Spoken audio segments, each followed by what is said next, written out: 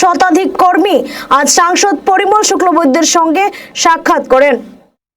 তারা সাংসদের আইডংমারার বাড়িতে গিয়ে তার সঙ্গে দেখা করে ধলাই উপনির্বাচনে সঞ্জনকে টিকিট দেওয়ার দাবি জানান। রামনারায়ণ লস্কর, সত্যরঞ্জন রায়, লক্ষ্মীকান্ত দেবনাথ এবং গৌরাঙ্গ রায় বলেন, ধলাই সমষ্টির উপনির্বাচনে সঞ্জন পুরকায়স্থ একজন উপযুক্ত প্রার্থী। তাকে টিকিট না দিলে উপনির্বাচনে ধলাইয়ে বিরূপ প্রভাব পড়ার সম্ভাবনা রয়েছে বলেও তারা সাংসদ শুক্লবৈদ্যকে জানান। এদিন সাংসদ পরিমল টিকিট সম্পর্কে সঞ্জন সমর্থকদের কি বলে আশ্বাস দিলেন, শুনুন তার মুখে।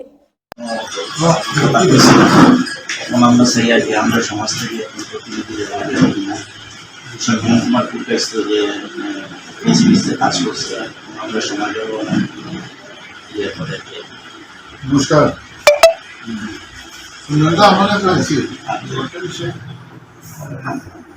একটা জিনিস আপনারা বললেন, আমি তো আমি দাদা এরকম কিছু না যে আমি ঠিক করবো।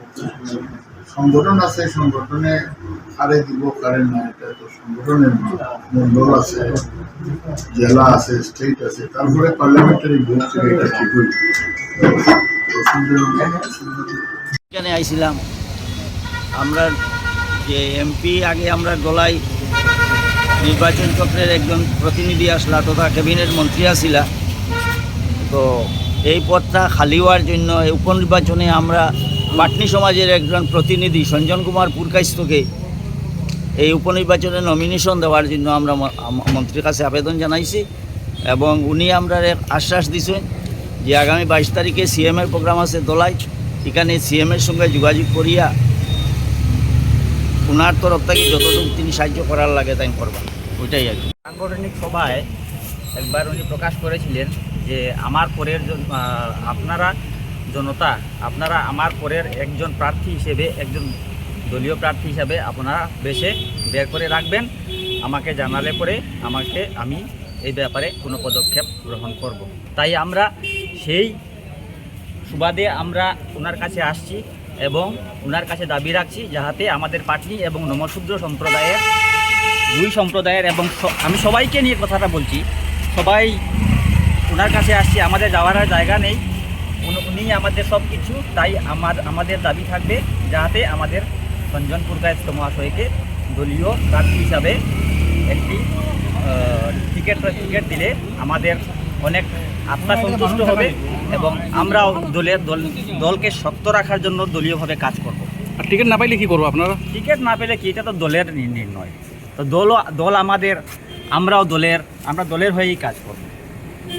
আচ্ছা, আজকে কি মন্ত্রীর সঙ্গে আপনাদের কথা হয়েছিল? হ্যাঁ, কথা হয়েছে। হ্যাঁ, কী কথা হয়েছে? বলেছিলাম যে আমাদের ধলাই থেকে সঞ্জন পুরকায়স্থ মহাশয়কে টিকিট যদি দেওয়া হয় তাহলে সবার জন্য ভালো হবে। উনি কি আশ্বাস দিলেন? উনি আশ্বাস দিয়েছেন ওনার পক্ষে যতটুকু করা করবেন।